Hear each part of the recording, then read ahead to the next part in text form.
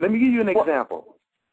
There's a group inside of government founded in 1987 by none other than Ronald Reagan, who, if you recall, Barack Obama said he had a lot of respect for Ronald Reagan.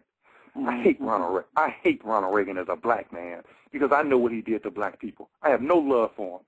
As a matter of fact, I wish he'd have left here when he got here. Okay? That's my feeling on people like Ronald Reagan. But one of the things that he put in place was something called the Plunge Protection Team. Plunge Protection Team. If anybody goes to Boston.com, that's the website for the Boston Globe, a very mainstream newspaper, you'll find a 4-part series that deals with the Plunge Protection Team. Here's what they say, okay? In the first part, they say, the PTT reflects a broader apprehension that the expansive powers the executive branch has taken, not just in financial markets, but in everything from dictating the terms of trade agreements to national security matters like wiretapping, detention, and starting wars. Anti-PTT activists see a world in which the market is being wrenched away from millions of individual actors whose decisions will cumulatively decide its fate and hand it over to a cabal. That's what they say, that the power to basically move the market is being handed over to a secretive group. They go on to say here, it is also the case that events in recent weeks have begun to look a lot like a conspiracy movie. They go on to say the idea that a few men conspiring in a room can bring the market to heel is an odd and familiar one.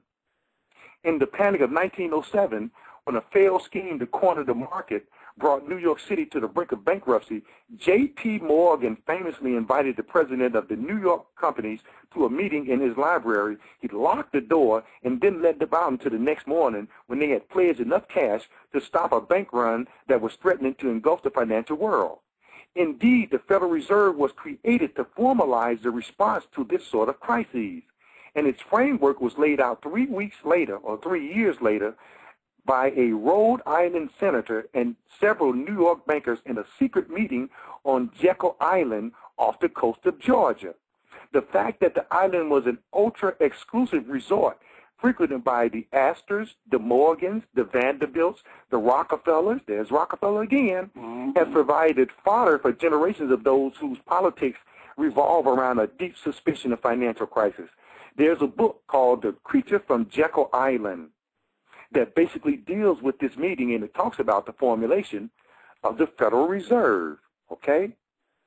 Part 2 of this particular series of articles from the Boston Globe for September 21st, 2008 says this: because the PTT is a deeply secretive organization, they worry that it allows intervention to be pursued in more self-interested ways. Columnist John Credeli believes that the government should, in emergencies, prop up the stock market. He just worries about abuse. Quote, who gets to decide when there's an emergency, unquote. Quote, if there's one, for instance, if a stock market decline threatens an incumbent president's chances of staying in the White House, unquote. So what he's saying is, do they manipulate the markets either up or down to make sure that a president who pushes this agenda stays in office? We saw that happen with Jimmy Carter, okay, when the interest rates by the Federal Reserve was raised through the roof and Ronald Reagan was summarily ushered in. So they're talking about this thing. Even Ron Paul, a congressman, has talked about this thing, and he says that his problem is he's been in the political arena for a number of years, almost 20 years. He can't find out what he needs to know about who are members of the Plunger Protection Team and what do they really do. So if he's in Congress and he can't find out, that lets you know that somebody else is pulling the strings on this thing. Part 4 of this particular series is extremely interesting. Here's what they say. This is Ron Paul. He says, quote, I think we should be very worried about it because the working group doesn't keep written minutes. He says it's impossible to know what is discussed in the meetings. Paul's greatest fear is that organizations like the Plunge Protection Team are hiding the extent of our nationwide economic dysfunction. Paul is hardly alone in his doubts about the soundness of the U.S. economy. Others tend to see the problem as something far deeper. Many are so-called gold bugs, people who believe that the United States has been headed inexorably for catastrophe ever since it went off the gold standard in 1971. So that just gives you an idea that the Plunge Protection Team is real. And if you don't think that article, you may think that they just, whistling Dixie, just that one article.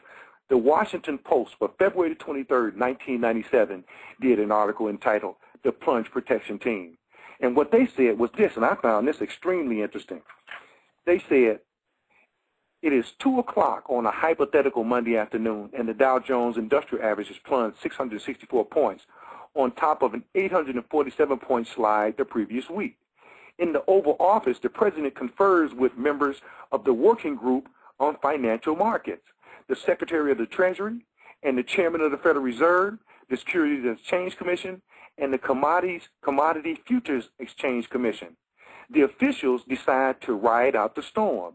The working group struggles to keep financial markets open so that trading can continue. By the closing bell, a modest rally is underway. An outline of the government's plans emerges in interviews with more than a dozen current and former officials who have participated in meetings of the working group. They go on to say, in the event of a financial crisis, each federal agency with a seat at the table of the working group has a confidential plan. At the SEC, the plan is called the Red Book, that's Securities and Exchange Commission. It is officially known as the Executive Directory for Market Contingencies. The major U.S. stock markets have copies of the contingency plan. And I'll stop right there just to show you that the thing that's really controlling the market, no one really talks about these things. They'll tell you that there's a circuit breaker, that if the market drops a certain number of points, then automatically the trading is halted. That we know. What we don't know about this Plunge Protection Team, who what they do is they identify what stocks are falling, if you read the articles, and then they go in, infuse capital, and automatically prop those things back up. So now the question becomes, are they artificially propping up certain stocks to make sure that the people that they represent stay on top of the global financial system? And if we go to the Village Voice for January 28, 2009, we see and we get our answer. Are you with me so far? Right. The Village Voice, I got 2009. What's the date? January 28, okay. 2009, a recent publication. It's titled, What Cooked the World's Economy? It Wasn't Your Overdue Mortgage. And what they point out, and I'm going to get to in this article, is that the value of the derivatives, which is primarily controlled by 5 major banks. This is where it gets real interesting. Most of the derivatives that are out here that add up to the tune of from $600 to $700 trillion. 600 to 700 trillion. That's with a T and an R, not just a T, a T and an R. Trillion dollars. That's what the derivatives add up to. The entire GNP, gross national product, of the planet does not exceed $600 trillion. All being perpetrated by these very few banks in collusion with some bond houses that they are major stockholders in.